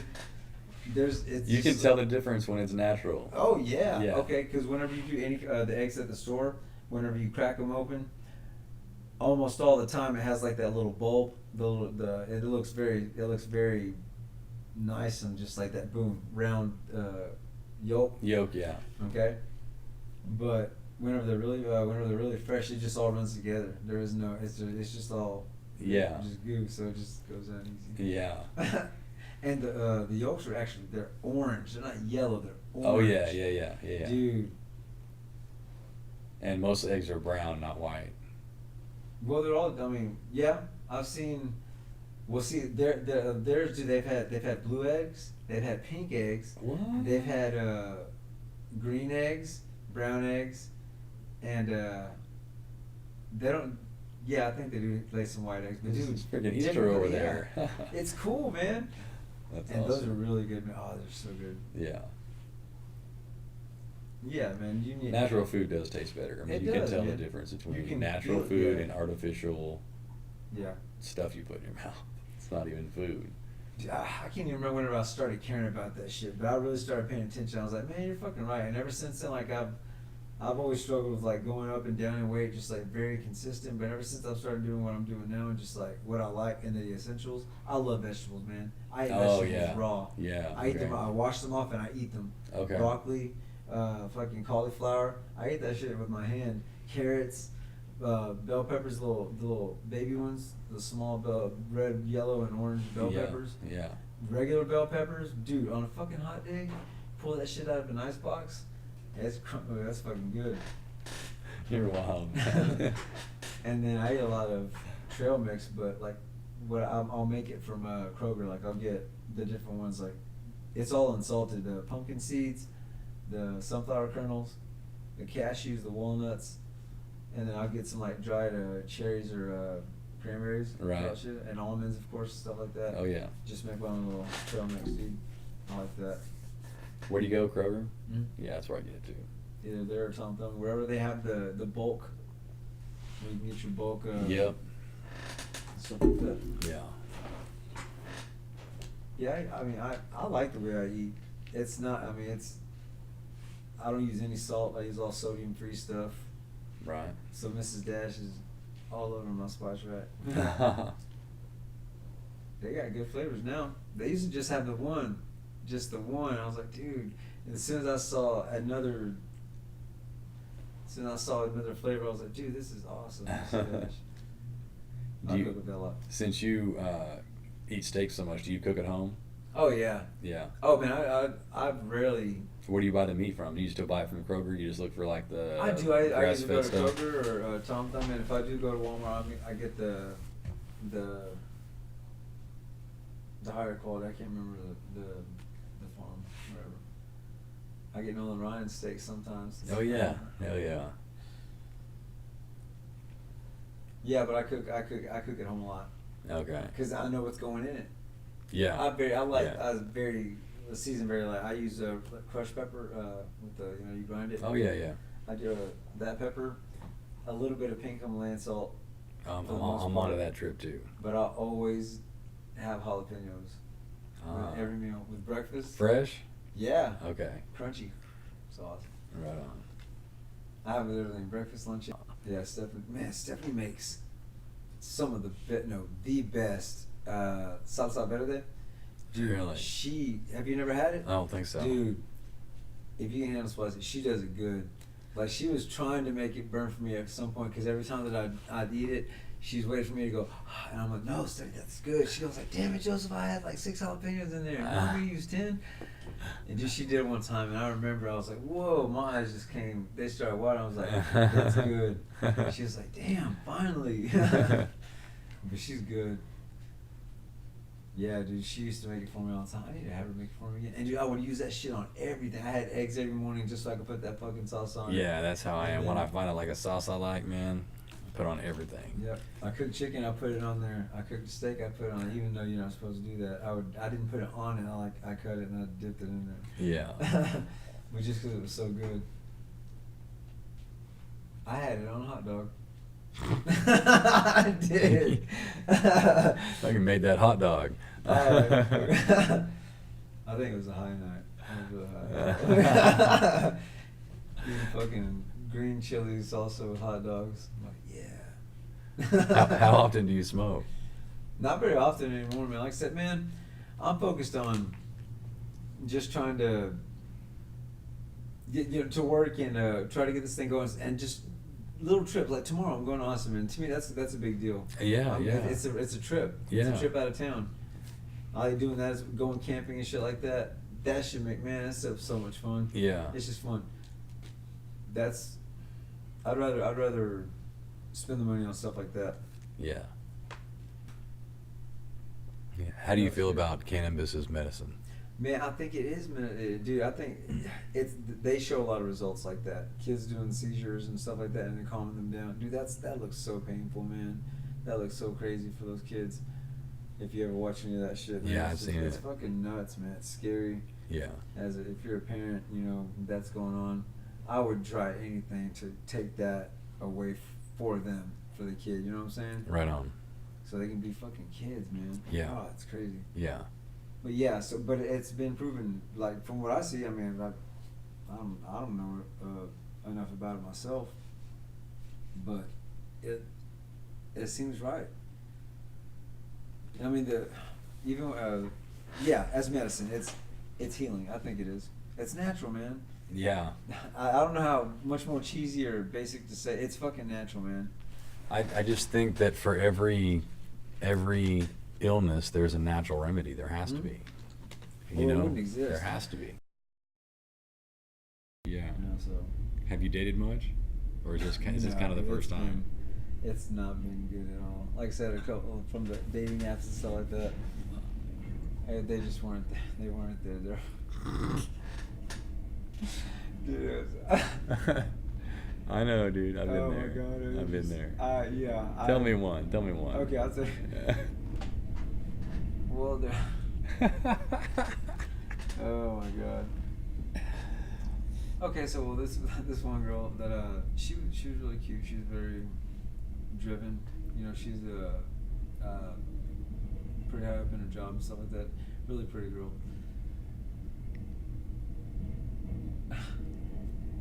Her breath, I could not get past it. It was so bad. It was bad. Like at first I was like, what the fuck is that smell? Oh no. Yeah, I don't know, cause dude, I feel horrible saying this, but yeah, but it's real. I mean, she was awesome. She was cool. I could not do it. I couldn't do it.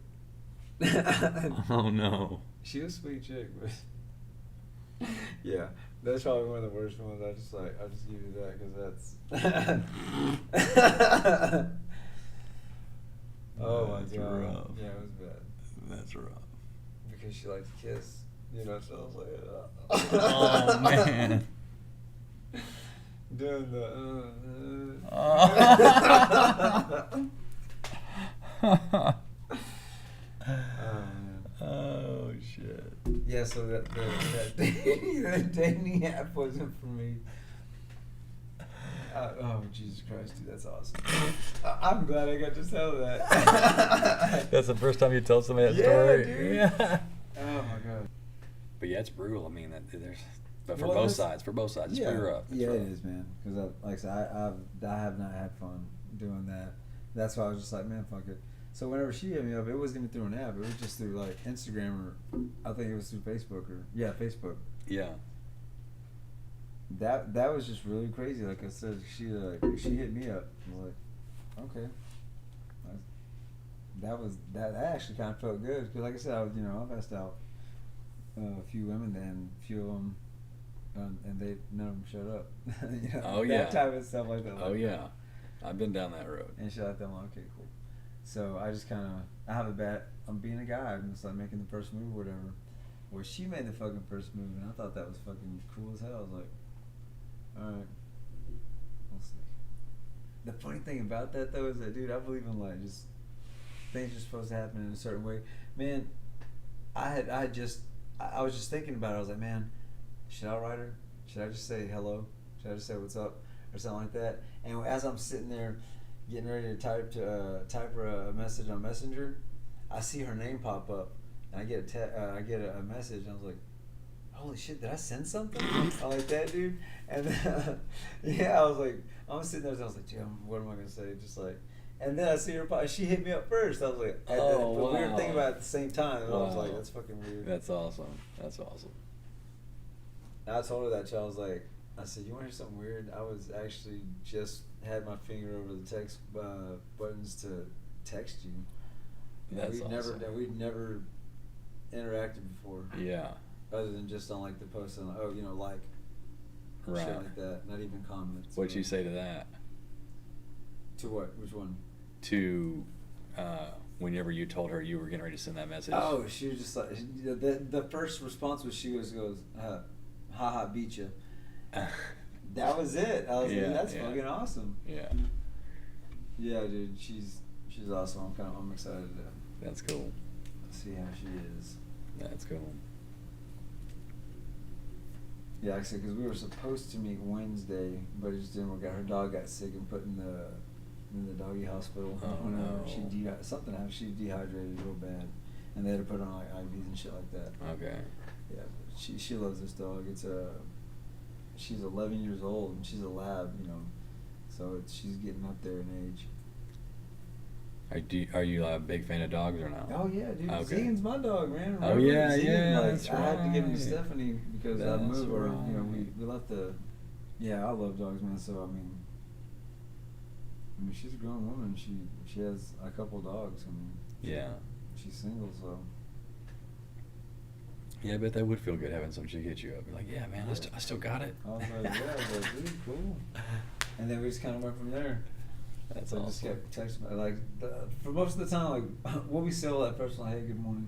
Okay, cool. And then after that, it's just on, like, boom, boom, boom, boom, boom. Yeah, like, yeah. me, Mike, and just saying shit. You know what I told her I was gonna do? Cause she's a big fan of Vans, so she said she's getting some new Vans and she gets them custom, or whatever, something like that. And dude, this is where it gets kind of funny. Like we keep thinking about the same type of shit at the same time. Cause I was actually about to write her and say, I'll make some customs. I was gonna put something of you on there. And she had just wrote me first. She goes, I'm gonna put like a picture of your face on my shoes or something like that. I was like, what? And she had sent me that right whenever I was about to text her that I was gonna do something like that for her.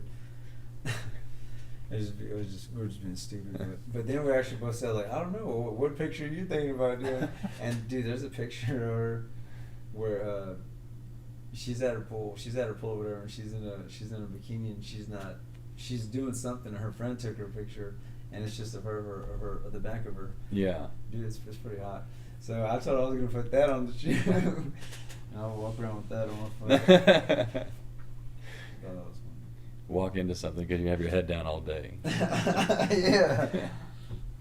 But dude, I'm gonna give me some custom Vans. Man, that looks cool, dude. You get to design it like any way you want. I never heard of that. Yeah, if you go to Vans, like they have a customized section, and you can put whatever. If you first you pick your style of shoe, like you Okay. want it lace up, do you want it slip on, do you want a high top, or whatever like that? What kind of classic style, or do you want to be able to put whatever on it?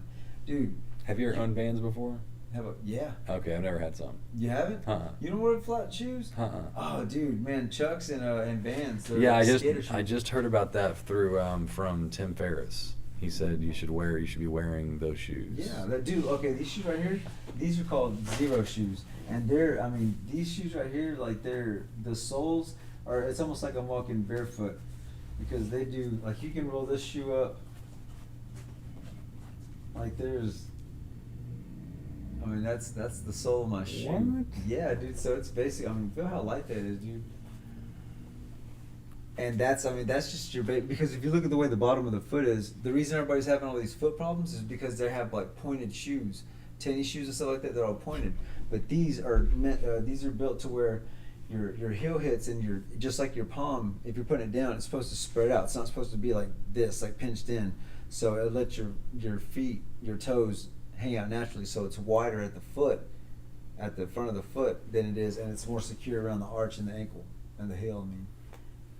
And they're, dude. Do you buy these in a store or you order them online? Order them online. How do you know what size?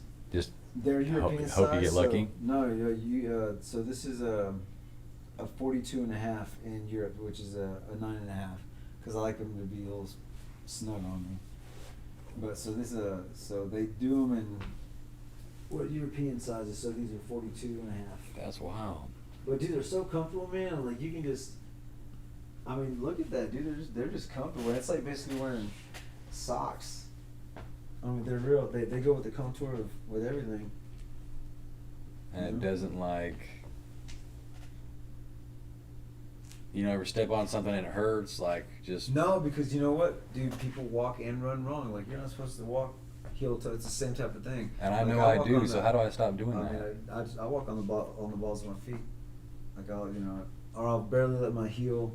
Whenever I walk, I'll barely let my heel hit the ground whenever I'm walking first. I don't kink, because that's so bad for your knees and for your back. I know I do that. This is meant for these are meant to be a spring. This is way more comfortable than. You see what I'm saying? Because you're doing that, and I felt that in my knee just doing like that because it jolts right here. But if you're on that your natural spring, you're walking like that's how I run. You're not really supposed to let your heel hit the ground. Nike is actually who messed that up back in the 70s whenever they introduced that thick heel running shoe, like the one in Forrest Gump, the original one. That's whenever people started running like this, heel toe. But before that, everybody was running on the balls of their feet. That's wild. Oh yeah, dude. It's messing up a lot of people's legs. That's crazy. Yeah. I never heard that before. But I know I do that because whenever I wear shoes out, like if you look at your heel or your shoe or something you've had a long time, you can tell where you walk. And mine's on the heel. Mine are right here. Oh man, mine's always on the heel. Man, that's brutal. I have to figure that out now. And start thinking and pay attention. So whenever you hit the heel on the ground, pay attention to your knee and see if you feel something right there, because it's all going to shoot up right here. And I have back problems too, so I wonder if that's part of it. Every morning, right as soon as I wake up, I have the pull-up bar right on my doorway, and I just sit there and I'll just hang, and you can feel your back. It just goes, just like just kind of straightens out. It's like, But I can tell whenever I'm sleeping the right way if I get up in the morning and I do it and there's no click, like I slept good. But usually if I sleep on my back now because my shoulders were so bad from always sleeping like that. Like, we put your head on your shoulder and your elbow up. Yeah. That's the worst position because that's not how that elbows or that shoulder's supposed to go. Right. It's supposed to either be like this or like this. Not even like nothing like overhand like that. Something. Gotcha. Just natural, because my shoulders I wouldn't be able to do anything. They hurt so bad. How'd you get out of that habit? I read about it and I was like, why is my shoulder hurting so bad? They say, well, you probably sleep like this. Try to sleep straight on your back. And it hurt so much. I was just like, I did, and I just felt. I was like, yeah. I started waking up and I felt better. I sleep like that now. That's wild. I sleep straight on my back. If I could probably look like that, I sleep on my back, and sometimes I just maybe put my hand on my chest or something like that. I have weird thoughts about that shit though, man. If my hands are on my chest whenever I'm asleep, I keep thinking of myself in a casket. That's fucked up. It is. That's what I'm saying. If I'm laying down on my back, that's why I gotta make sure that my head is like this or something. So I'm not like this. You got one foot out of the covers? Yeah. Yeah, I still gotta. That just fucking feels weird. I'm like, I can't fucking sleep like that, son. That's how I sleep like. Palms up. It's funny you say that because this girl I was dating says that's exactly how I sleep. She says I sleep like this all Holy day. shit, dude! I would fucking freak out if I woke up. I'm like, no. Yeah, that's fucking crazy, dude. You're I don't know vampire. if it's true or not. That's what she says it looks like. Yeah. Right on. That's crazy. But yeah, it's funny what you find out when you start looking into stuff. Like when you start reading, like, hey, what's wrong with me? You know, like Yeah. you looked into your shoulder and you found, you know, and you solved that problem. You know, that's good. What I'm very intuitive with my body. Like you should know your body. I know, and that's one thing I'm way out of touch with. I got to figure that out. Like, I mean, I am way out of touch. You I just got gotta all pay sorts of attention problems. to it, man. Like I said, I can tell if I'm squatting down trying to let my knees stretch or whatever. I can feel a tension on one side and I don't know which way to move to counter it, to stretch it out or whatever. I can just feel it, or if something feels weird, I can feel like I'm, I just know my body. I know if something doesn't feel the way it's supposed to, even if it's for 1 second. Like if I get down just outside that for a long time, I can start feeling my weight shift like one way or the other. But I mean, I feel the bottom, everything feels good on the bottom of my feet. That was comfortable for me. I can still. I mean, I do it flat footed. I squat flat footed. Like I'm not up on my heels. Like I can touch the ground. That's good, man. You gotta have that. I think you do. It just makes me more like agile. I can move. Because everybody's walking around with pain right now in some form or another. Their neck, their back, their pussy, and their crack. I haven't heard that in a long time. Because I don't know why I always say it was in that order, but every time I do that, I always say that. And sometimes it is not appropriate. That's all right. Oh, this time it's appropriate. Yeah. Yeah, man. My goal is to be the granddad that can still do the pull-ups and all that shit, dude. Yeah, dude, I that's think it'd be cool. awesome. That's cool. I mean, who I'd wants rather to just. That's why I say, man. I'd rather spend the money that I make on saving up for trips and stuff like that. Just get out of town. Just get out of town. Yeah. Hell, I'm even thinking about doing one of those staycations, those daycations or whatever, where you just like go to a nice hotel that's in the city, right down the street, and just like a staycation. Yeah. Stay in Dallas, but go to fucking Alonzo or Stratler or something like that, or Statler. Yeah, check out a new restaurant, do something different. Yeah, man. Man, I live right across the street from one of the best street taco places in Dallas. Dude, that's not bad at all. Dude, it's like I can, like me and my daughter walked over there yesterday. We just went across the street and got tacos and came back. Dude, that's awesome. And I never even knew it was there. My buddy Jay was like, dude, do you know where you fucking live? I said, yeah. He goes, do you know what's across the street? I was like, no. Dude, this fucking, was it La Bonteca or something like that? It's always on the taco stand and shit like that, or the trucks. Whenever they have them out, they're good, man. They're really good. You just lucked into that. I guess I didn't That's even know it was awesome. there. That's like, dude, you need to be going there. So I started going there every week now. That's awesome. I get about 6 tacos. They're street tacos. They're the little ones. Yeah, yeah. Dude, their salsa is fucking good, man. Dude, that can make a meal right there. Dude, they just the one they give you, and it's not even that big. You think it's not gonna be enough. It's enough, man. It's spicy, dude. Oh, it's good. Yeah. Or I'd go to the gym. Like really early, about 3 o'clock in the morning or whatever.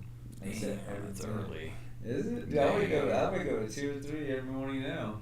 What? Oh yeah. What time do you go to sleep? Sometimes about 9 or 10. I only get like 4 or 5 hours of sleep. Oh, man.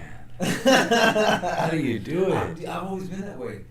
There was a book that I was reading called The Primal Connection by Mark Sisson. He talks about all that stuff. Like you only need the way humans are supposed to sleep is like not all at once. Like maybe take like 2 4-hour naps, like 2 4-hour sleeps or whatever. Break it up. If you want to take a nap here or there, take 1 hour. That's all you really need to get your body revived. It's man made to go to sleep at this time. You know, like it became some sort of schedule. Yeah. There was no schedules in the beginning. They slept whenever they needed to. Gotcha. So a couple hours here, a couple hours there is better than trying to. And they say that people usually if you get 7 to 8 hours of sleep in a row, then that's usually too much. Like just break it up into two different sleeps, one for 4 hours, one for 4 hours, or throw an hour in the middle or something like that. So how do you do? So you do like 4 hours at night and then like take a nap during the day, or what? No, that's right now. I just go off. I wake up. I go to sleep, and whenever I wake up, I'll wake up. Because I mean, that's about 4 or 5 hours. You don't set an alarm or anything? Yeah, I mean, just as a backup, just in case I don't wake up. So if you hold on a second, I can't get over this. So if you don't wake up at 2 or 3 o'clock in the morning, what are you gonna miss? Oh well, I get things ready at work. Like I do the roll-offs and stuff. I drive a truck to do demolition, like boxes and stuff like that. Yeah. So I'll take those in because it's easier to go to the dump out there in Ferris whenever there's nobody on the road. So I'll do about 2 of those before I start my route or whatever, which I gotta start by 7. So, but it's a driving thing really because it takes 45 minutes each way to get to the dump. So I gotta get up early so that I can do at least 2 because that's about an hour and a half to 3 hours that I'll be just almost driving. Yeah. So I'd rather do that when I'm just midway down the road versus in the afternoon whenever everybody's trying to go home and like that. Yeah. That would go from two trips to 1 trip in a hurry. Yeah. So, I get up early, man. I'm just always been an early guy. But I'll sleep in every once in a while when the girls are. Usually on Saturdays we just sleep, but even then I wake up at like sometimes like 7. That's late for you? Yeah. 7's late? Yeah. I usually wake up on Saturdays. I'll try to wake up at 6, have some coffee, and chill out a little bit. Dude, that's wild. Mm.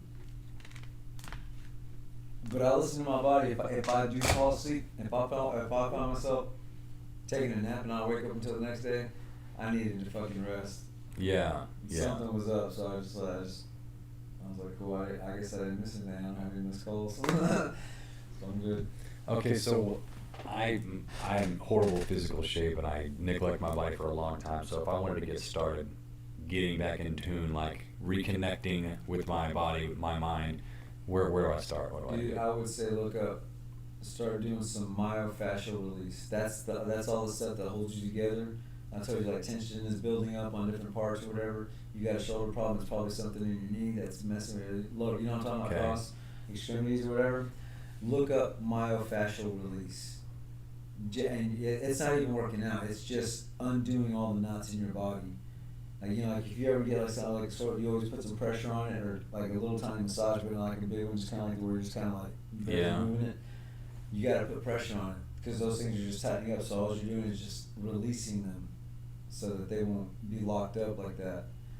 Doing that alone will help with your posture. Will help your it'll help your posture just the way you're supposed to be moving, the way your body's supposed to be connected. That way you can do everything else better. Yeah. It's just about making yourself move better. Write that as a down. human. Yeah. I'm not gonna remember that. Yeah. Smoked way too much for that. What's it Yeah, called? myofascial, MYOFACIAL,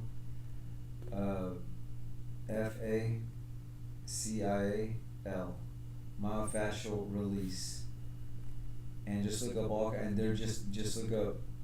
If you Google myofascial release, it'll show you everything.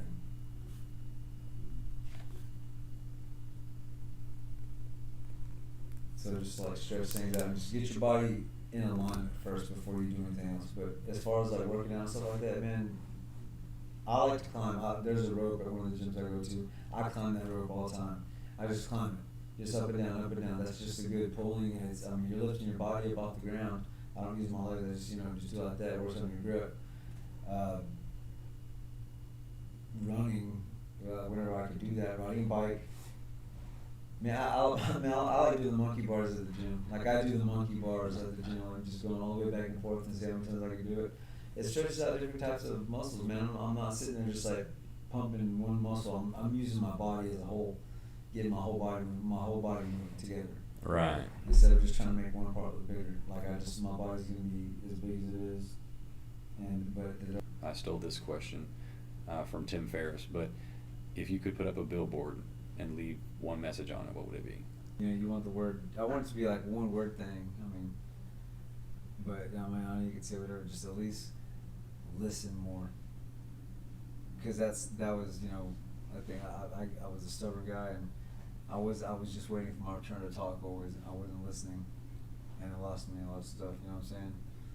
So instead of just always wanting to control everything or whatever, and just listen. There might be a better idea. There might be something you could do together. Whatever. Just listen more. What do you want your legacy to be? Yeah. I do want to help. I want people to take something that I've showed them and use it to make themselves better. I just want to help. I don't know how to label that. I just want to help in one way or the other. I just want to help. I want to help. I want to help other people feel good about themselves or feel good at any age or whatever, and I want to learn that from people that's going to be cool. I want to learn that before I can tell them how to, because I just want to help. I'm helping them spread that type of knowledge or whatever, and I'm helping somebody feel good. It's super cheesy, man, but I just want to help. I don't want to just keep going. I just want to be in life and be like, oh, just everything happens. But I want to help fix something. Yeah. And if it's the human body and stuff like that, cool. I just want to be a part of it. I just want to help. That's it right now. Yeah. You're getting closer. Yeah. Because the girls, that's always awesome. Things that are, brand new. How old are the girls now? 10 and 8. They turn 9 and 11 in the next 2 months, both of them. Are you constantly scared as a father, or does it ever go away, or you just? Dude, I'm not scared. I'm not scared because I know that I am. I know that I've taught the girls a lot. That stuff that they need to know, to be a little bit more independent and tough, especially as a girl. So no, I want to make sure they're okay every day. But as far as like them. No, I'm not scared. I'm not scared for them. I'm excited for them. I want to know what they get into.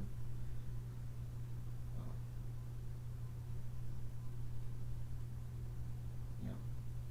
I think one of my biggest fears would have been being a father to girls, because I know how men are. And it's funny too because I can remember saying like whenever I even ever had my first thought about ever like one day I was gonna have a kid. I think I was like in junior high or something. I was like, man, I think I'd like to have some girls. Just because then I could protect them or something, cool. Yeah, or something like that. But then it's cool being dad of 2 girls, man. Yeah, they're fun. They're funny. They think I'm funny. They're very strong. They're very smart. And they're cool as hell. That's awesome. Yeah, I just teach them just relax. Don't overthink everything, and just be nice to each other. Get to keep them. I can get them every weekend. Good. But we don't live far from each other. We're still like a couple miles from each other. That's good. Yeah, it's gonna be fun.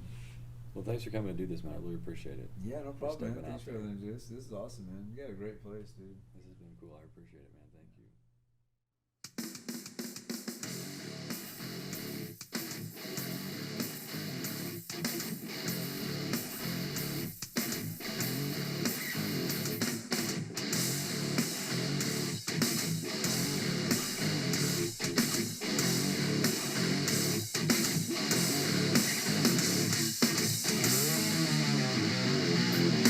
I see you had your mind made up. You grew up pitiful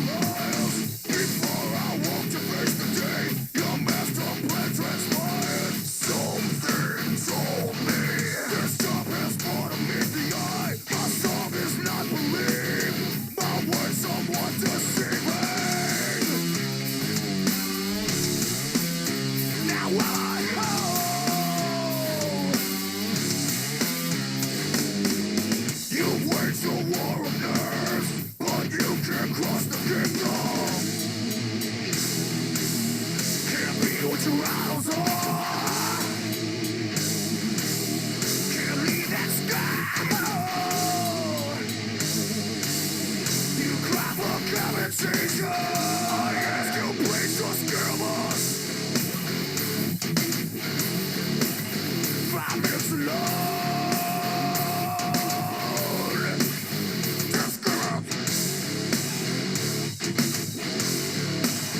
5 minutes alone.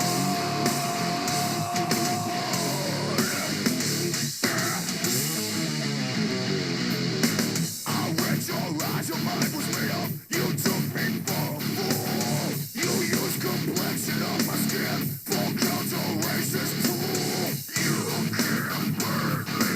I spilled my guts out in the path, drinking in Benadryl, 'cause you know where I come from. My past. You waged a war of nerves, but you can't cross the kingdom. Can't be what your idols are. Can't leave that sky. I'll bury your compensation. I ask you, please just give us 5 minutes alone. Just give up 5 minutes alone.